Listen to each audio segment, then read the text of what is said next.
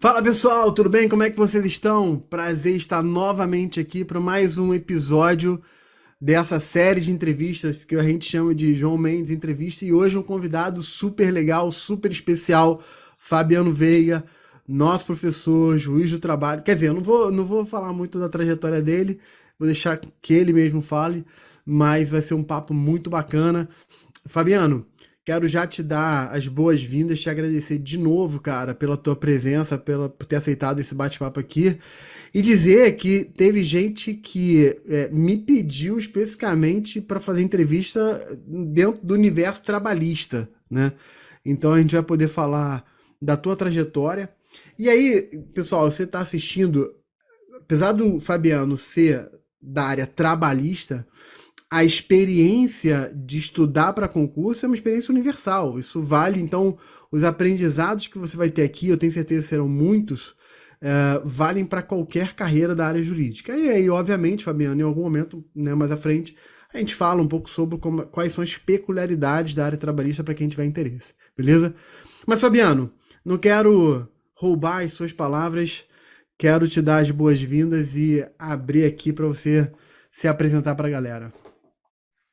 Boa noite a todos, bom dia, boa tarde, conforme estejam assistindo a esse nosso encontro, a esse nosso bate-papo com o João Mendes. Agradeço bastante pelo convite. Tenho certeza que a gente vai poder discutir questões relevantes na preparação para concurso público, concursos públicos de alta performance, discutindo estratégias de estudo, o que normalmente nos conduz para um resultado positivo, o que muitas vezes também nos atrapalha. Vamos falar então de aspectos positivos e negativos nessa caminhada para o concurso público.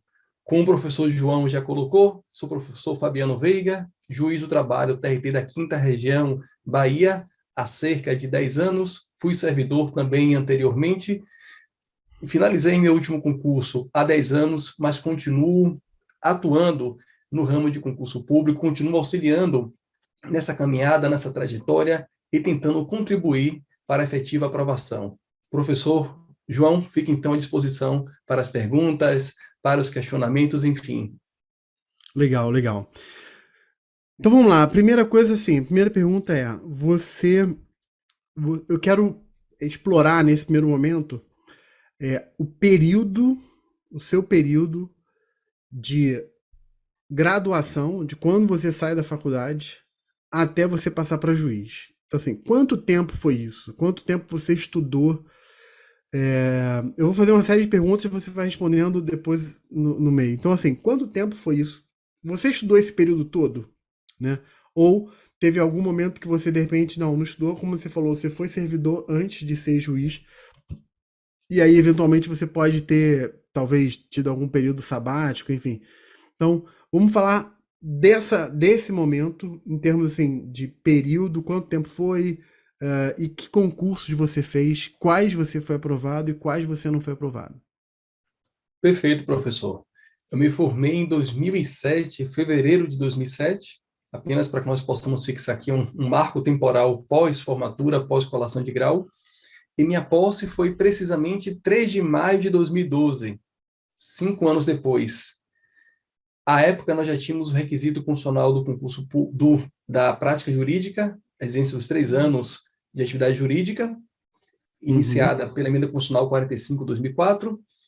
Então, como eu já era servidor público, quando eu me formei, em 2007, eu era técnico judiciário, técnico TRT da 5ª Região, aqui Bahia também, era assessor e desembargador, exercia funções relacionadas a minutas de votos, a minutas de acórdãos, enfim, trabalhava na área afim já no tribunal. De 2007 até a aprovação para juiz de trabalho em 2012, que era meu objetivo final, era meu concurso final. Fiz concurso para analista no TRT, Bahia, também TRT 5ª Região, e tomei posse, o concurso foi em 2008, tomei posse em 2010. Na mesma oportunidade, fiz concurso para oficial, para auditor fiscal do Ministério do Trabalho, passei também, enfim, à época, a remuneração de analista de tribunal e de auditor fiscal era muito próxima, então não justificava me deslocar para outro estado da federação, para o norte do país, me distanciando aqui da Bahia, da onde eu não queria sair a princípio. acabei optando por permanecer como analista de tribunal, já que praticamente estava trabalhando, subi, assinei o termo de posse e retornei para ser exatamente a mesma função, no mesmo local, no mesmo ambiente de trabalho, ou seja, apenas teve um acréscimo salarial aí, então para mim foi bastante vantajoso à época. Muito, é.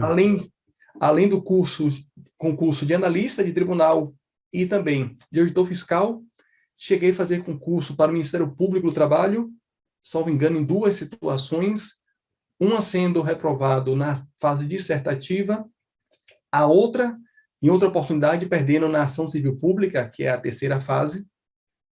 Mas meu objetivo final, até mesmo por já pertencer à Justiça do Trabalho e verificar o cotidiano trabalhista, meu verdadeiro sonho era, de fato, ser magistrado do trabalho. Sempre tive isso realmente em mente, sobretudo no período posterior à colação de grau.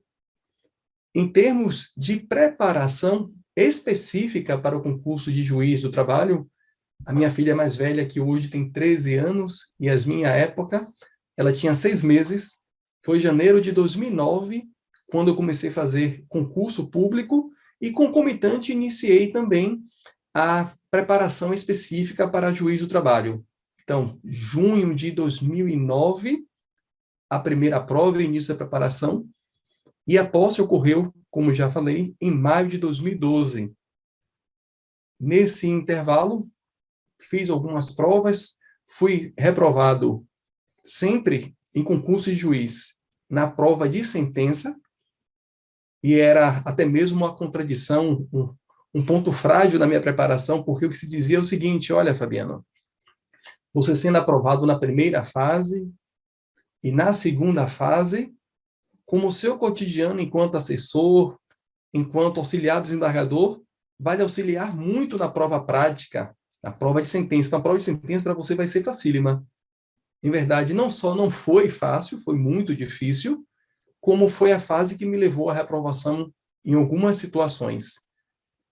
A aprovação ocorreu, portanto, de 2011 para 2012, exatamente na fase em que, em tese, eu reunia maiores condições de aprovação, teria maior facilidade, já que, se você exerce uma atividade de minuta de acórdão de voto em sede de segundo grau, tem um amplo conhecimento da prática. Posso realmente garantir, na minha visão, pelo menos no meu ponto de vista, que, em que pese a prática possa ser muito importante e até decisiva em algumas situações, nada contribui mais para a aprovação do que o conhecimento mesmo, o conhecimento da disciplina e a inteligência emocional. Eu digo isso porque, em um momento em que o conhecimento é tão questionado, o aspecto técnico é tão deixado para um segundo plano, como se quase tudo fosse apenas a prática, o fazer, se esquece que concurso público ele é realmente muito conteudista. Ele exige muito conteúdo. Então, eu sempre digo, mais vale, muitas situações, muitos concurseiros, muitos candidatos se perguntam: será que vale a pena assumir uma atividade que vai me dar acesso a uma prática, mas que vai me tirar tempo de estudo? Eu penso sempre que tempo de estudo, somado ao controle emocional, esses dois fatores aí são os decisivos, de fato, na aprovação. Eu não sei se respondi, enfim, se deixei alguma coisa passar. Achei excelente. Você foi, então, entre 2009 e 2012, você estudou especificamente para JT, né, para juiz de trabalho. Então, apesar de você ter se formado em 2007, eu estou entendendo que a preparação específica mesmo, focada ali em JT, foi aí, esse é aproximadamente 3 anos. E aí você fala que foi reprovado em algumas sentenças. Você lembra quantos concursos você fez? Você me falou já de 2, que foi o MPT, e um você perdeu na dissertativa, outro na ação civil pública. E para a magistratura do trabalho, você lembra quantos você fez e não conseguiu aprovação? Aproximadamente. Cerca de 6 concursos. Cerca de 6 concursos. Então, quer dizer, a gente está falando aqui de 8 concursos, né? 6 magistraturas e 2 MPTs que você até passou da primeira para a segunda, para as provas fase seguinte, mas não conseguiu dar sequência. Eu sempre gosto de pegar esse ponto, não é para enfatizar é, a reprovação, mas é para destacar como é comum no processo de estudo para concurso a pessoa tentar algumas vezes até chegar lá, né?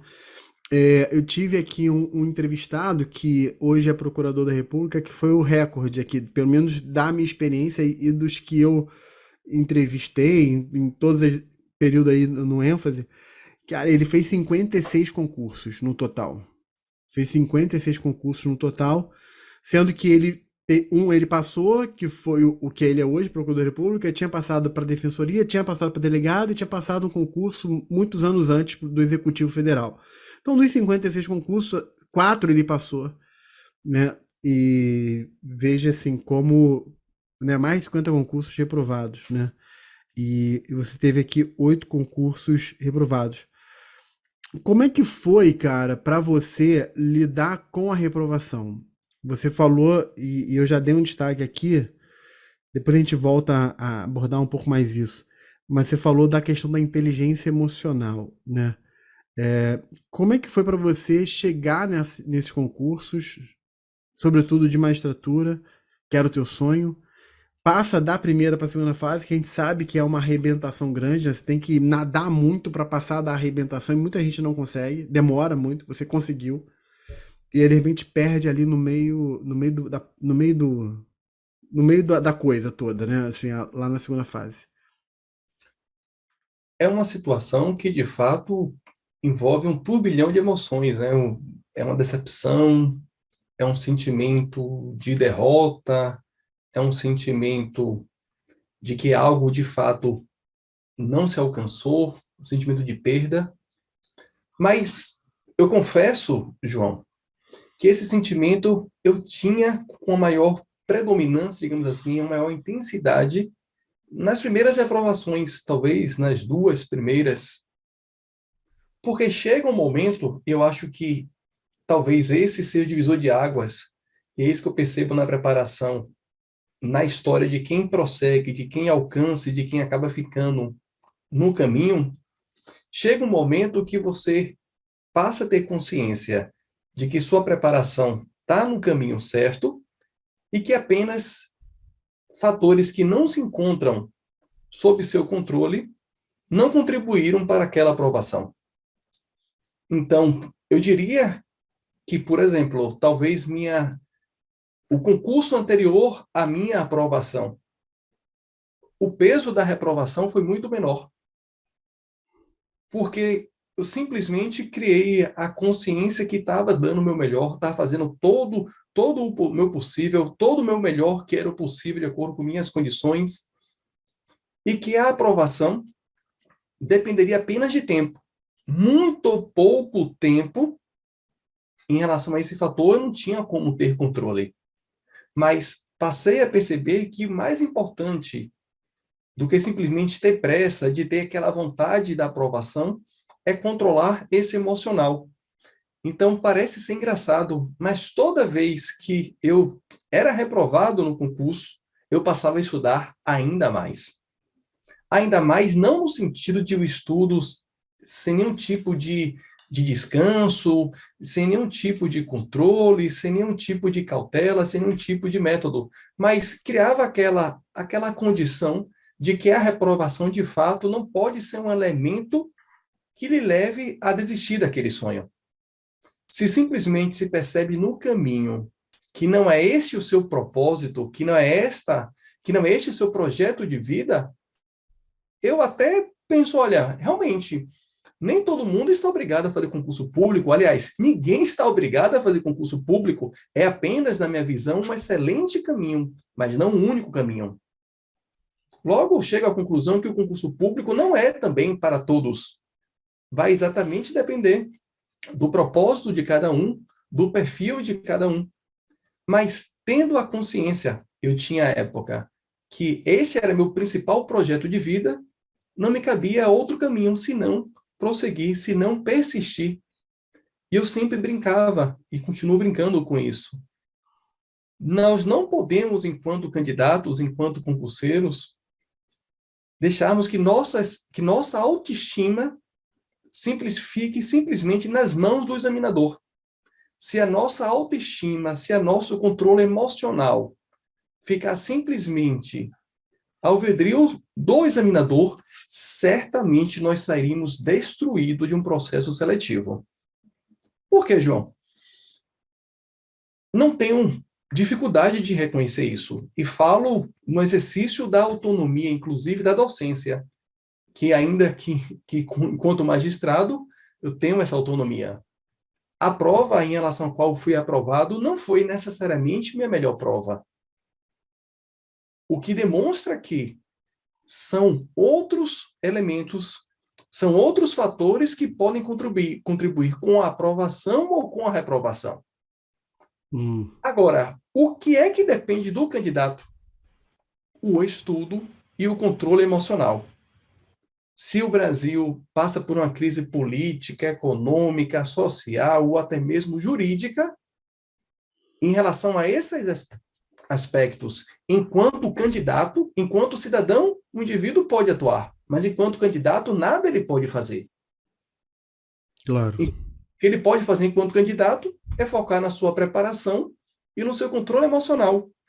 Vejamos, João, esse novo contexto que se encontra inserido a Justiça do Trabalho, o Ministério Público do Trabalho. Nós passamos 5 anos sem previsão em concurso público. De uma hora para outra, perceba, nós estamos em outro contexto.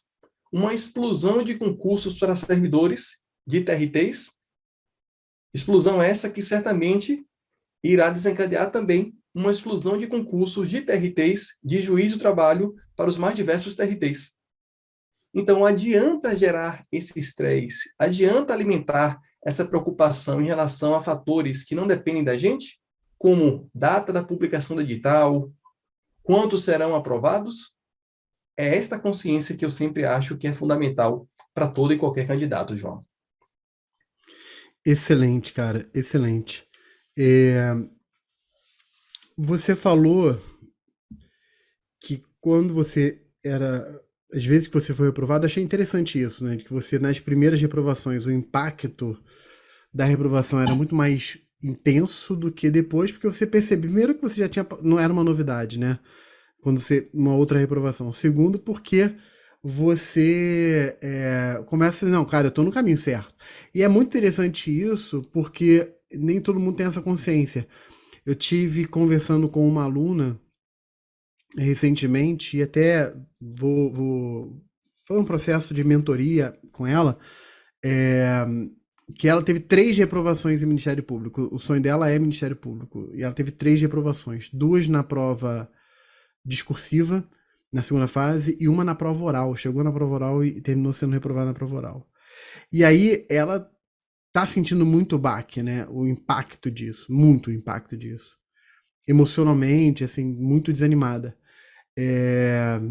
E uma das coisas que eu tô trabalhando é exatamente isso. Não, é o contrário, né? Não é o contrário. O desânimo não deveria ser a resposta correta. Eu entendo o desânimo, mas a pessoa tem que pensar o contrário. Caramba, eu já fui aprovado 3 vezes, da primeira para a segunda, que não é fácil. Numa delas, ela foi aprovada da segunda para a última fase, né? Ali das discursivas para a última fase. Cara, ela tá muito no caminho certo. Ela tá muito no caminho certo. E a tua história mostra isso, né? E você teve esse tipo de controle, né? Esse controle emocional. Mas quando você... E aí você falou que quando você reprovava, você intensificava ainda mais, porque você tinha essa consciência que estava no caminho certo, então, pô, vou cair dentro, né? Mas não de forma destrambelhada. Você não usou esse termo, né? Só eu que estou usando aqui, né? Não de uma forma atabalhoada. Você continuava estudando com método. Vamos falar um pouco sobre isso. Qual era o método que você usava, ou os métodos que você usou, testou? E aí, quando eu falo método, estou falando na prática, assim, quantas horas você trabalhava, né? Então você foi técnico, depois analista, continuou trabalhando. Quantas horas por dia você estudava? Você estudava a doutrina? Você preferia livro, videoaula? A legislação você lia junto com a doutrina? Ou você separava um dia só para legislação? A jurisprudência era diária ou era semanal? Enfim, você fazia revisão, não fazia revisão? Se fazia como era, fazia questões, não fazia. Eu sei que eu tô fazendo muitas perguntas, depois eu vou voltar a algumas delas, mas é só para você entender qual é o contexto da minha pergunta, né? É uma pergunta muito prática, né? Assim, na prática, você sentava, né? Inclusive teve numa das entrevistas que eu fiz, ah, era uma promotora, ela falou assim, João, eu estava deitada. Não é legal, mas eu estava deitada, para mim isso era importante. Né? É nesse nível, assim, cara, você sentava, você ia para uma biblioteca, você estudava em casa, você tinha quantas horas por dia, enfim, é isso. Pronto, mestre João. Eu trabalhava, como você falou, então parte da minha atividade era feito de forma de teletrabalho. Eu comparecia no tribunal alguns dias da semana, outros dias eu tinha a possibilidade de economizar esse tempo de deslocamento, que parece que, na minha visão, é algo que é muito importante. Para quem estava se preparando para concurso público, 1 hora de deslocamento para ir, outra hora para voltar, são 2 horas, na verdade, diárias. É muito tempo. A gente sabe que em 2 horas, se bem utilizar esse tempo, a gente consegue render muito. Então, assim, normalmente eu estudava pela manhã e trabalhava pela tarde, quer quando estava de forma física no tribunal, quer no regime de teletrabalho. E por que eu fiz essa opção? Porque eu penso que, sobretudo, o estudo ele exige que você esteja assim na plenitude da sua capacidade física, da sua capacidade intelectual e do próprio descanso da sua mente. Realmente, eu acredito que mais vale um estudo por 2 horas de uma pessoa descansada do que essa mesma pessoa estudar 5 horas depois de fazer diversas atividades, depois das atividades normais do dia a dia. Então, sempre coloquei o estudo, sempre que possível, evidentemente que ocorrem variações em relação a esse ponto, mas utilizava realmente o tempo logo pela manhã, o mais cedo possível, inclusive, para me dedicar aos estudos.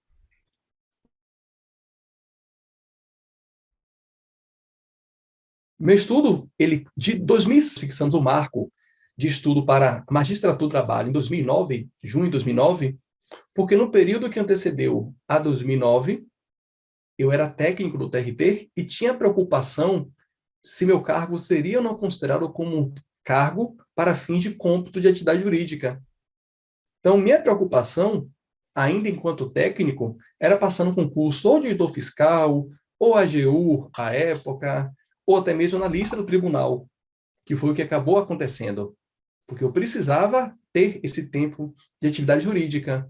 No final, a verdade é que a época do meu concurso foi aceita, inclusive, a declaração do desembargador que eu exercia atividades jurídicas, eu não tive nenhum tipo de prejuízo, mas já tinha somado, de qualquer forma, o tempo completado os 3 anos de atividade jurídica.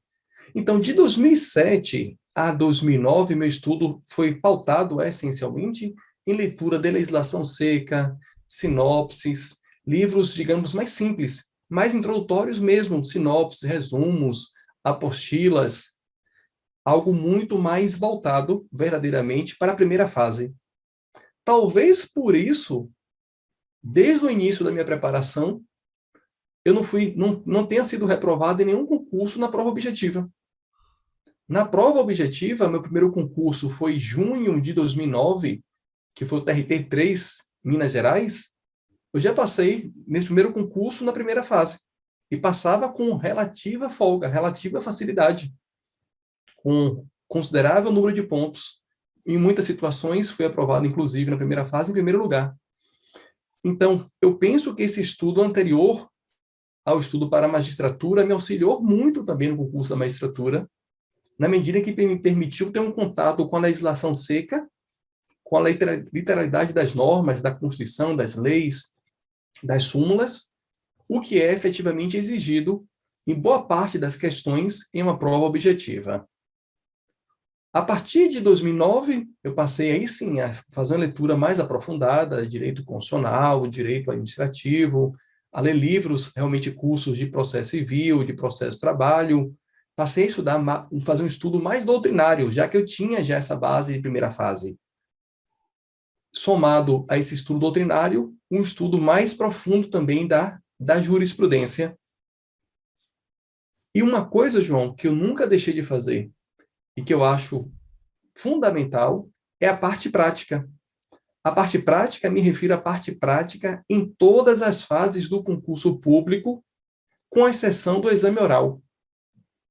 Verdadeiramente, eu penso que o exame oral ele pode ser treinado quando o candidato é aprovado para o exame oral, seja no Ministério Público, seja na magistratura, já que o exame oral, no meu ponto de vista, é um exame mais comportamental do que jurídico, se é que me entende, em que a parte comportamental se sobressai quanto à parte jurídica, a parte de conhecimento em si. Na preparação para concurso de juiz, também tive acesso a cursos, a videoaulas, que também me auxiliaram a compreender. Em algumas situações, você lê um tema em que tem um doutrinador clássico que aparentemente vai lhe auxiliar e vai ser suficiente para você aprender aquela matéria, mas a explicação de um professor, de um mestre naquele assunto, facilita muito. É um ganho de tempo muito grande que você tem quando você tem alguém auxiliando, alguém lhe explicando aquele tema com os olhos no concurso público. Então, em resumo, eu penso que uma preparação completa para concurso público envolve pelo menos os seguintes elementos: acesso à videoaula, acesso à videoaula a um curso que de fato possa proporcionar esse conhecimento, formado esse curso por uma equipe de professores experientes naquelas matérias, naquelas disciplinas, a leitura de legislação seca, que é tão relegada a segundo plano por alguns candidatos, o que, na minha visão, é um grande equívoco. 3, o estudo da doutrina. 4, e após a doutrina, o estudo da jurisprudência. 5, a realização de simulados, exercícios, sejam exercícios de provas objetivas, ABCDE, sejam questões dissertativas, sejam peças práticas na magistratura, sentença, no Ministério Público, as peças práticas, como ação civil pública e as demais peças que normalmente são de competência do Ministério Público.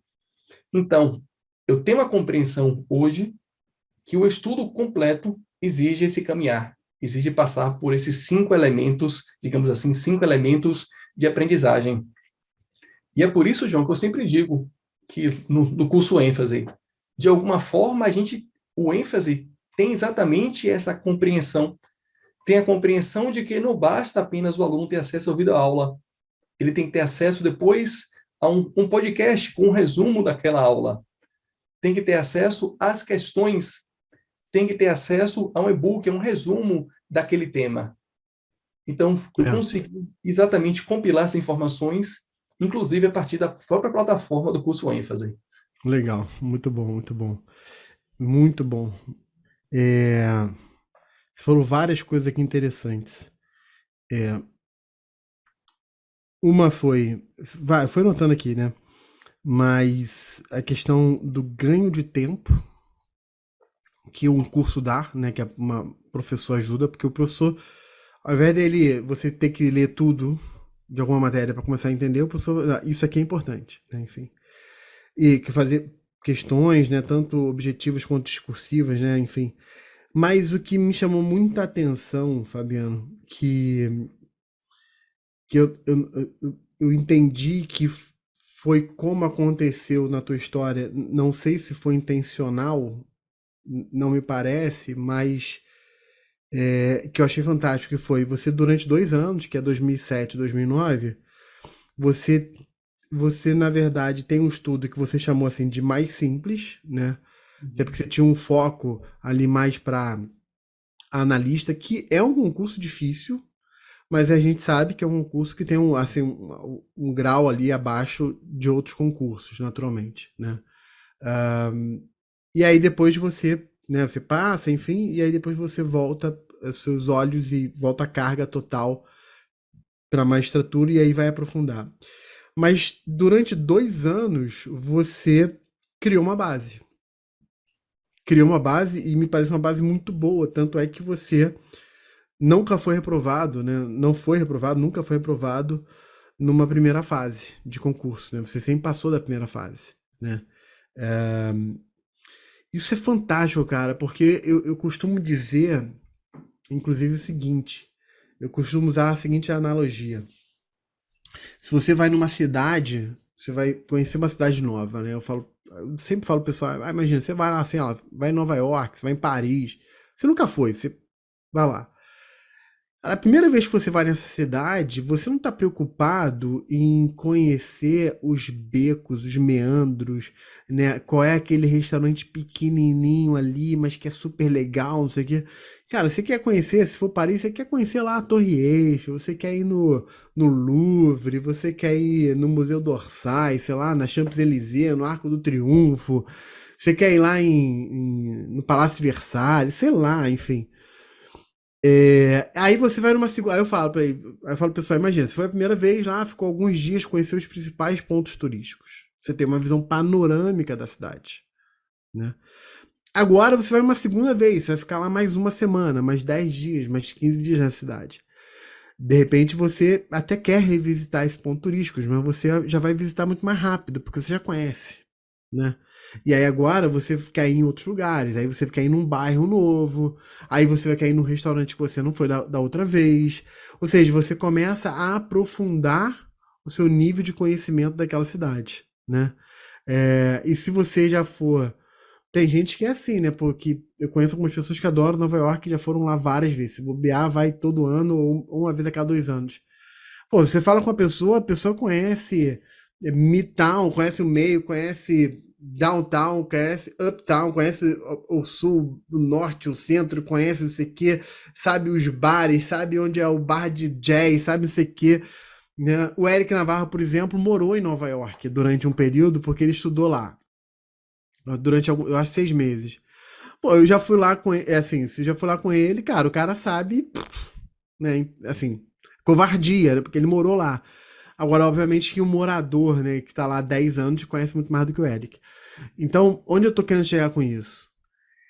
Que as pessoas têm uma ansiedade muito grande, Fabiano, de começar a estudar e já entender tudo daquela matéria, né? Você tá lá estudando direito do trabalho, não, eu quero saber, eu quero entender, sei lá, eu não vou nem me arriscar, porque direito do trabalho eu estudei na faculdade, já tem aí meus mais de 20 anos, não vou me revelar minha idade, não. Mas, inclusive, eu escrevi meu trabalho final da faculdade foi sobre dissídio coletivo. Olha só, tinha ali achava interessante, ali gostava ali de trabalho.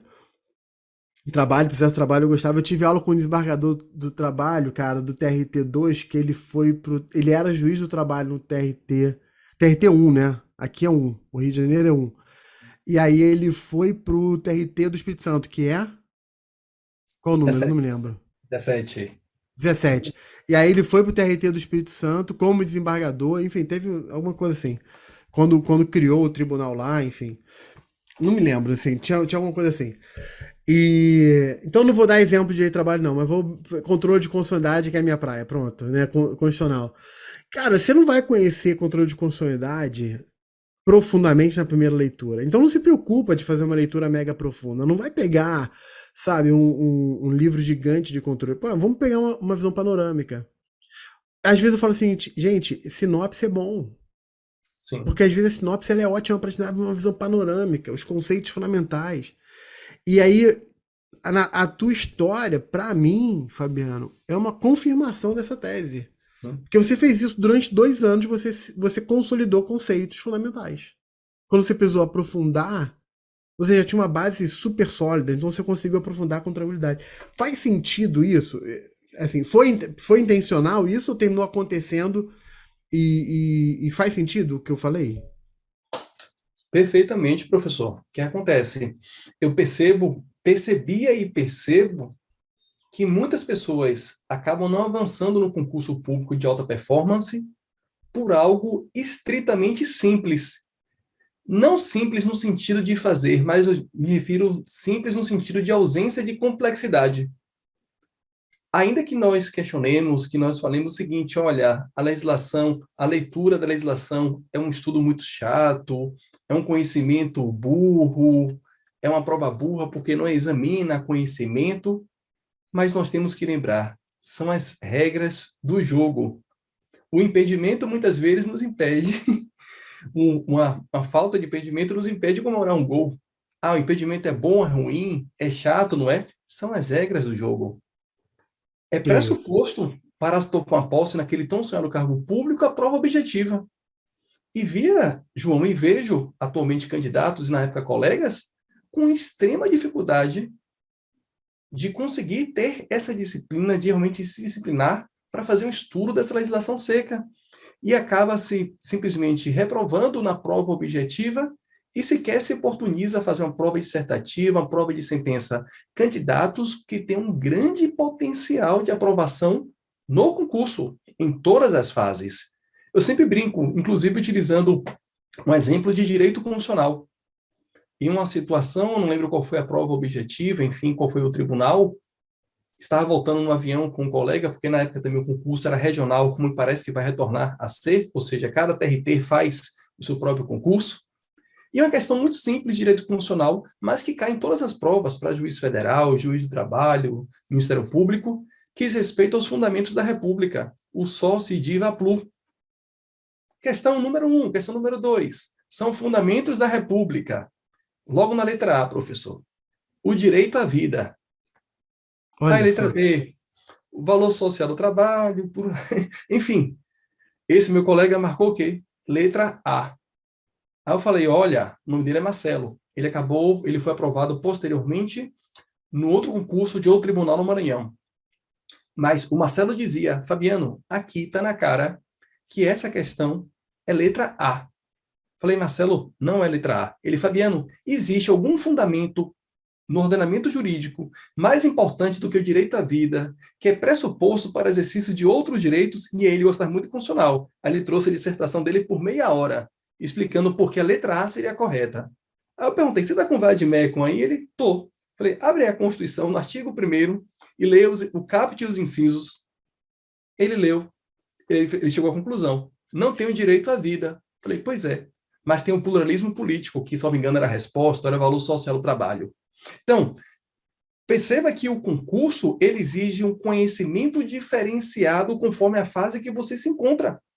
É um outro conhecimento. Perfeitamente possível em uma prova dissertativa, por exemplo, associar o valor social do trabalho, a dignidade da pessoa humana, os fundamentos da República ao direito à vida, enquanto direito pressuposto, passaporte para exercício de outros direitos igualmente fundamentais. Mas na prova objetiva, é o Ctrl+C e Ctrl+V. O enunciado diz, nos termos da Constituição, conforme a Constituição, o examinador quer que você se utilize da técnica do Ctrl+C, Ctrl+V. Não adianta você refletir. Se refletir muito, você erra. E o Marcelo errou essa questão. Perdeu essa questão. Você estava falando isso, eu me lembro de uma aluna, ela hoje é juíza federal. No ano que ela passou, já tem alguns anos isso. No ano que ela passou, Fabiano, ela fez. Foi um ano que, por acaso, ocorreram 3 provas de magistratura federal no mesmo ano. Já tem mais de 10 anos isso. No mesmo ano. E aí, cara, ela. Ou mais de 10 anos, ou em torno de 10 anos. Ela fez a primeira. Eu me lembro qual. Eu não me lembro a ordem, tá? Mas foi a primeira região, foi a quinta região, foi a segunda região. Foram essas regiões. Não me lembro a ordem, mas foram essas. Ela, cara, passou da primeira para a segunda fase. Poucos meses depois, ela fez a segunda prova de outro TRF. Passou da primeira para a segunda fase. Pô, muito legal, né? Fez a terceira, ela ficou reprovada. Por muito. Não foi por pouco, foi por muito. Olha que situação bizarra, né? Aí eu virei pra ela, Andréia, eu falei, pô, Andréia, mas vamos lá, você, pô, fez a primeira, passou bem, tá na segunda fase. Fez a segunda prova, passou bem, tá na segunda fase de novo. E essa agora você perdeu por muito. Ela falou, sabe, João, a diferença das outras é que as duas que ela fez, que ela passou, foram provas que tinham uma exigência de conhecimento conceitual, assim, ela tinha questões ali de jurisprudência, de raciocínio, enfim. Só que a terceira, eu acho que até o pessoal fez de propósito, né? Os examinadores fizeram de propósito, falou assim, vamos pegar a galera no contrapé. A maior parte das questões era letra da lei, ou letra da Constituição, letra do código, muita letra da lei. E ela falou, pô, João, quando chegou na parte da letra da lei, eu me enrolei toda, né? E ela não passou. Então, é isso que você falou, assim. Você tem muitas questões e muitas provas que você resolve com o conhecimento da lei seca, né? Não pode deixar de mão a lei seca. Certeza. A lei seca você fazia como? Você estudava todos os dias junto com a matéria do dia ou você tinha algum dia concentrado para estudar a lei seca? Como eu passei um bom tempo estudando apenas a legislação seca, Ah, eu tá. pude me dar, digamos assim, um luxo, diria luxo, de fazer uma revisão faltando 30 dias, 20 dias para a prova. Hoje em dia, eu já não aconselho para quem não tem essa facilidade, porque minha história é um pouco diferente, porque o concurso de analista me antecedeu, né? O concurso para servidor antecedeu o concurso de juiz. Mas nem sempre isso acontece. Muitas vezes, muitos alunos são advogados, por exemplo, em que há uma grande capacidade de abstração, de raciocínio jurídico, mas não tem o acesso à literalidade da norma. Eu penso que nesse caso aí, é muito importante que saiu o edital, o candidato se concentre em legislação seca, com toda a força, esqueça realmente doutrina, esqueça a leitura de algo mais aprofundado após a publicação do edital, e no momento que precede o edital, pelo menos separar aí 20 a 30% do seu tempo para estudar a legislação seca. O Boa. que dificilmente se consegue fazer. Eu percebo que dificilmente se consegue fazer. E as questões, você fazia com que frequência? Você fazia mensal, semanal, diário? Pelo menos, João, 2 ou 3 vezes na semana, normalmente mais no final da semana ou final de semana, ou até mesmo à noite. Eu explico por quê. Para quem trabalha, para quem estuda, para quem tem família, para quem tem muitos encargos, enfim, muitas vezes bate aquele cansaço, bate realmente aquele desânimo mesmo. A pessoa está cansada, está esgotada, são múltiplas atividades. Então, como as questões são mais dinâmicas, ou eu fazia à noite, após o estudo, e ganhava a noite, digamos assim, fazendo questões, já que seria um tempo que dificilmente eu conseguiria dedicar a algum tipo de leitura, até pelo próprio cansaço, ou eu fazia nos finais de semana, porque fazia a seguinte programação: olha, as pessoas acordam na minha casa normalmente por volta de 8 horas, 9 horas no domingo. Então, qual era o meu objetivo? Eu ia acordar domingo 6 para ter 2, 3 horas de simulado de questões, porque é algo que, na minha visão, pelo menos para mim é mais agradável, você consegue fazer de forma mais dinâmica, sem aquela concentração de ter que realmente se isolar 100% para fazer aquelas questões. Salvo quando o candidato se encontra já no processo seletivo. Nesse caso, eu acho que vale a pena não apenas fazer as questões de forma isolada, como também fazer alguns simulados. Se encontrar na prova objetiva, fazer uma prova inteira do seu concurso, uma prova objetiva inteira do seu concurso, pelo menos a cada 15 dias, um mês. Se encontra na fase dissertativa, treinar as questões. Eu penso realmente, João, que o jogo é jogado.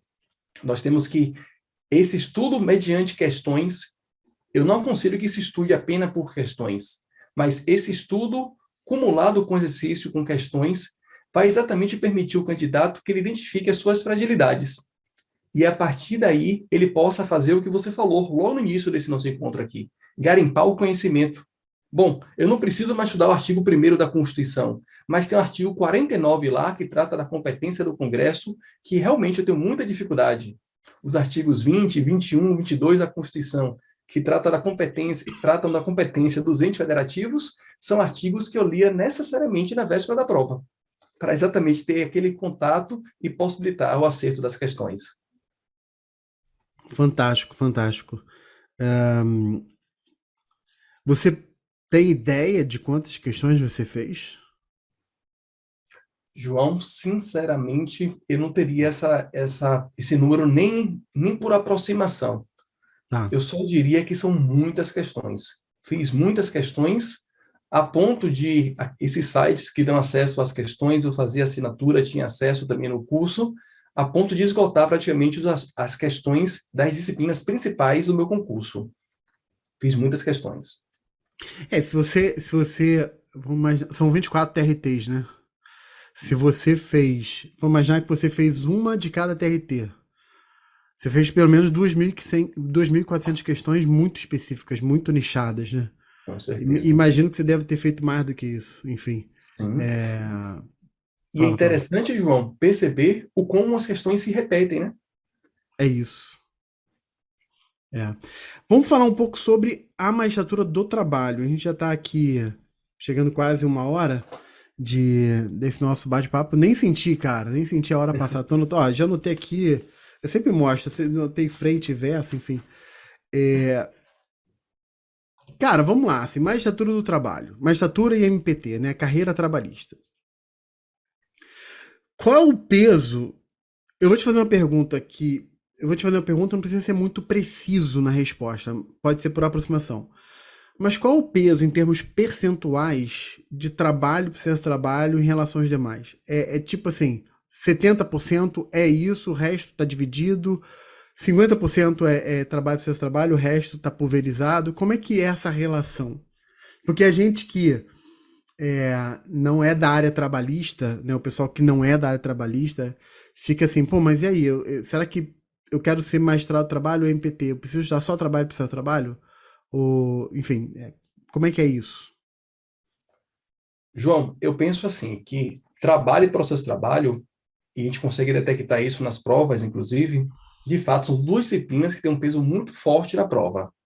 São questões que, somadas, talvez realmente cheguem aí correspondam a 50%, talvez, acredito que não mais que isso, em termos de conteúdo, em termos de cobrança na prova.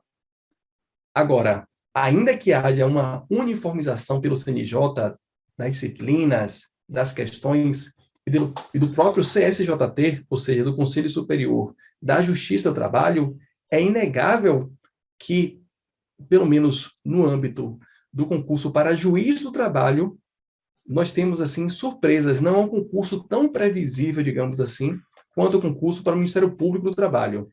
Hum, Não estou a dizer que o concurso do MPT é mais simples, não é isso. Mas é um concurso cuja temática ela é mais previsível. É uma temática mais relacionada à proteção dos direitos humanos, em que você já tem uma ideia do que vai ser objeto de cobrança nas provas dissertativas, na peça prática, que também será uma ação civil pública. Ou seja, você tem um campo de segurança um pouco maior.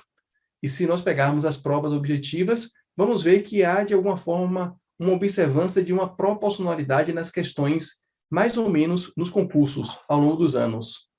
No concurso para a magistratura, infelizmente, isso não há.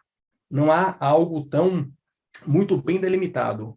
O concurso que eu passei, exatamente o concurso TRT-1, na Cidade Maravilhosa, no Rio de Janeiro, em 2012, meu concurso foram cobradas 12 questões de direito penal, a ponto de os colegas uau, brincaram, falaram o seguinte: direito penal, 12 questões de 100. Então, 12% da uau, prova de direito penal. que loucura, cara. A ponto dos amigos brincarem, falaram o seguinte: olha, só passou nessa prova quem tinha doutorado em direito penal. Quem estudava muito direito penal para conseguir passar. Evidentemente que não, é uma mera brincadeira, mas Claro. mostra um pouco da ausência de critério. Eu penso que o concurso do Ministério Público, ele é um curso mais previsível e que traz, assim, um padrão mais previsível em termos de resposta, em termos de cobrança. O concurso da magistratura do trabalho, na minha visão, e infelizmente, ele é um concurso que é muito mais subjetivo do que o concurso do Ministério Público do Trabalho.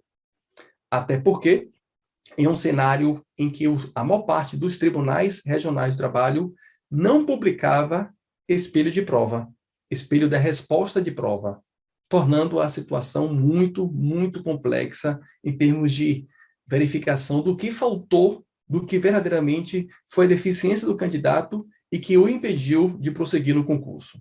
Eu penso dessa forma. Interessante, interessante. Eu ia te perguntar exatamente isso, a diferença, se existiria e qual seria entre magistratura do trabalho e o MPT. Pegando a tua fala, a impressão que me deu é que o MPT ele tem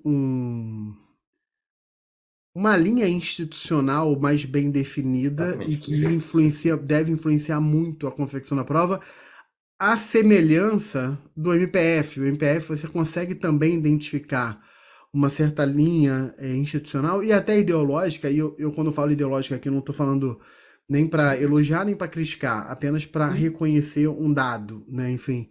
Então existe um viés institucional e ideológico talvez mais bem delineado que, nesse sentido, dá a tal da previsibilidade que você falou.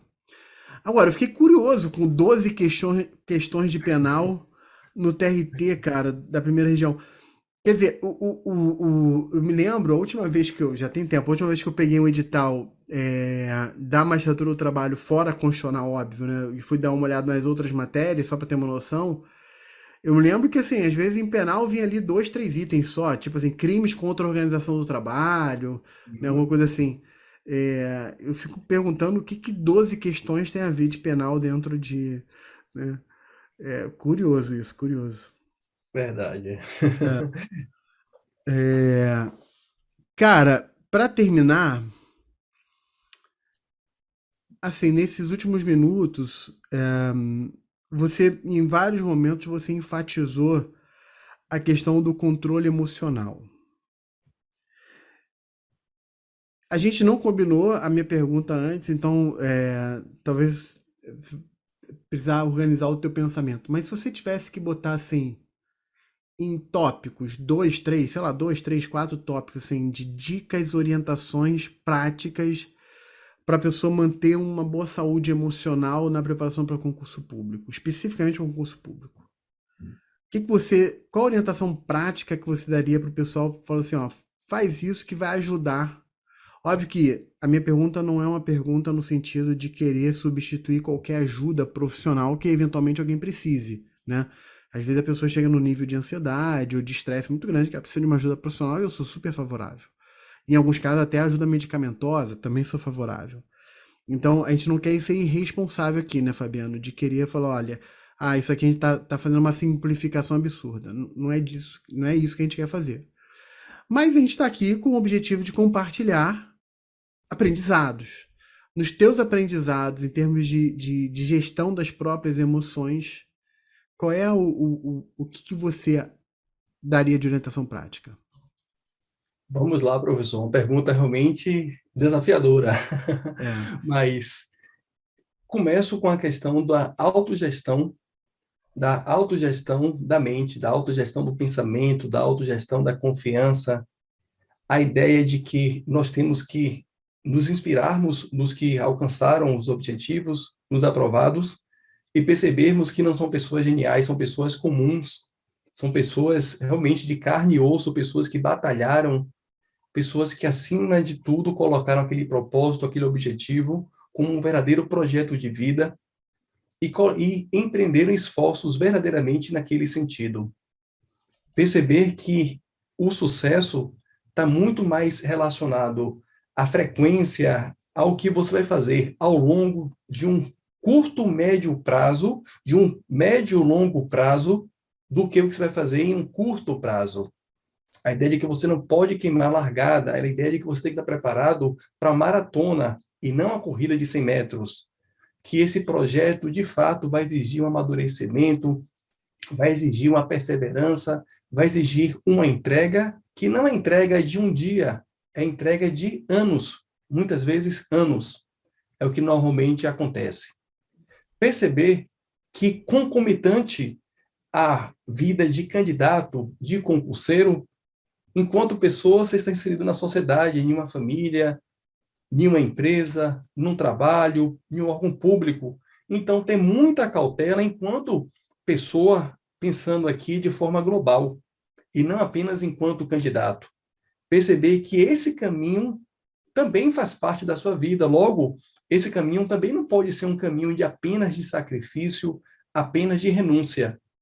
Penso, inclusive, que se a renúncia for muito grande, se o aluno, de fato, for muito contundente, muito restritivo quanto às demais atividades, a chance que ele tem de abandonar esse projeto nesse caminho é enorme, porque ele vai chegar ao seguinte raciocínio: olha, tá vendo que não vale a pena? eu não frequentar o estádio, não dar atenção à família, não poder fazer nenhum tipo de atividade lúdica, não ter nenhum tipo de lazer, não vale a pena. Não vale a pena porque eu renunciei a tudo isso e ainda assim fui reprovado.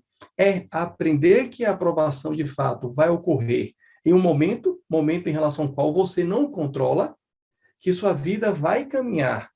Você vai ser pai, você vai ser mãe, entes queridos podem ficar pelo meio do caminho, as pessoas podem perder entes queridos nesse caminho. E o importante é a pessoa ter sempre a compreensão que ele não é apenas candidato, ele é uma pessoa e está inserido nesse contexto. E, no particular, e eu acho que esse ponto, na minha visão, é muito importante, é ter a consciência de que quem não vivencia o mundo do concurso não sabe o que é o concurso. O professor João, ele sabe o que é o concurso. Eu sei o que é o concurso. Outras pessoas, por mais inteligentes que sejam, elas não sabem verdadeiramente o que é disputar uma vaga de um concurso de alta performance. O quanto isso é complexo, o quanto isso exige renúncia, o quanto isso depende para ser efetivamente concretizado de uma série de fatores e não apenas o seu esforço pessoal. Temos que estar preparados, portanto, para que as pessoas mais próximas acabem por abandonar esse projeto, de efetivamente contribuírem no alcance desse projeto no momento anterior, até mesmo a você. Muitas vezes nós pensamos que as pessoas próximas são aquelas que vão simplesmente nos conduzir rumo à aprovação, mas quem não vivencia o concurso público não tem condições de dimensionar isso. Então, é ter uma autoestima robustecida, é ter a consciência de que este efetivamente é um projeto de vida para, eventualmente, até mesmo contornar uma situação quando todos simplesmente desistem, quando todos simplesmente dizem, está vendo que esse projeto realmente não é viável, aí cabe verdadeiramente a cada um identificar suas deficiências, suas possibilidades, verificar se é um projeto verdadeiramente de vida e, se for, prosseguir, se for, insistir, ainda que em carreira solo. Nós não Legal. podemos colocar essa responsabilidade quanto à condução de um projeto em relação a terceiros, em relação àqueles que não estão verdadeiramente na ponta desse projeto, que não estão verdadeiramente no estudo, que não são verdadeiramente os candidatos daquele cargo público. É isso, João. Muito bom, cara. Excelente, excelente. Fabiano, eu sempre costumo fazer uma revisão final. E aí eu vou dando os destaques aqui de aprendizados. E eu quero trazer aqui alguns destaques, pessoal.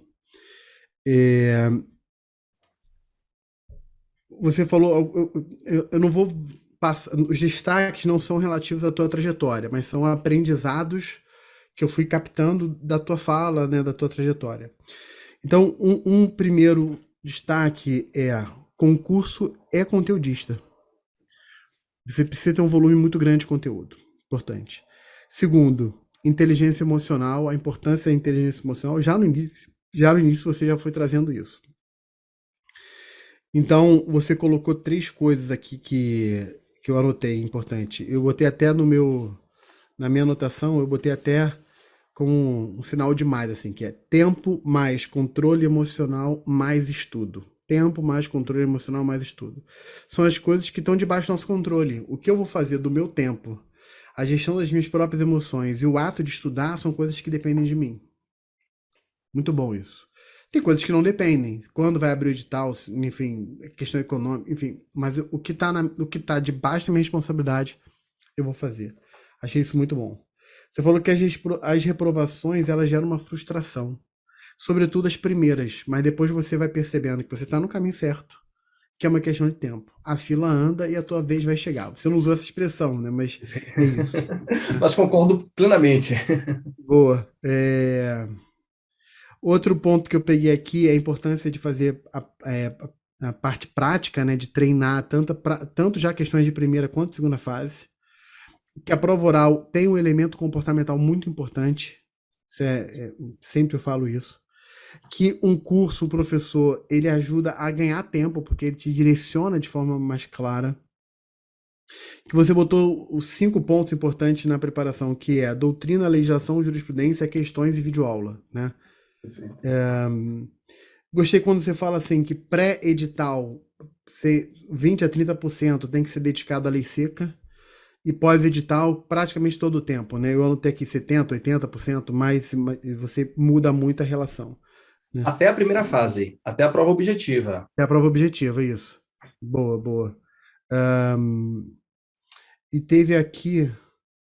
E aí, último ponto, que é essa frase que eu anotei aqui. Se a renúncia for muito grande, a chance de abandono é maior ainda, né? Com certeza. Isso me fez lembrar um provérbio que diz assim: há muita opressão endoidece até o sábio. Há muita opressão, quando a pessoa está muito oprimida ali em termos dos sacrifícios que ela tem que fazer, endoidece até o sábio. Fabiano, adorei. E aí, pra gente terminar, cara, de forma simples, amanhã todo mundo vai abrir o caderno para estudar e vai ver uma frase sua. Que frase é essa? Nunca desista dos seus sonhos. É a Bom, frase que minha filha de 13 anos sempre fala.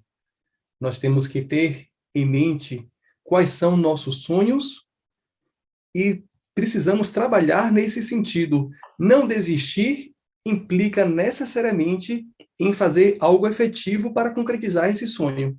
é isso. Porque o sonho sem o trabalho, sem esse esforço, vai ser apenas um sonho. Muito bom, cara, muito bom. Cara, um sonho, o ideal sem uma ação é só um sonho, né? Um sonho com uma ação vira plano, né? E um plano bem executado, ele se realiza, né? Muito legal, muito legal. Cara, Fabiano, adorei. Obrigado demais, cara, pelo teu tempo. Tenho certeza que vai ser muito útil, muito transformador para quem assistir essa nossa entrevista, esse nosso episódio aqui da entrevista. Cara, brigadão. Foi demais e vou deixar você com a última palavra aí para dar um abraço, para mandar um abraço para a galera. Pronto, obrigado, João, pelo convite. Foi um prazer bater esse papo com você. Espero que de alguma forma tenha contribuído para os candidatos, para os concurseiros.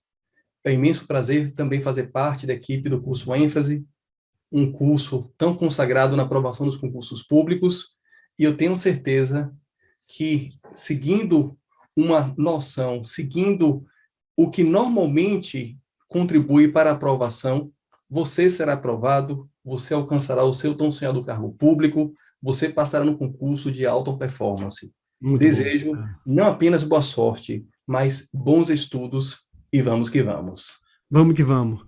Fabiano, valeu, cara. Abraço. Pessoal, forte abraço, bons estudos. Cai dentro, vai para cima. Valeu.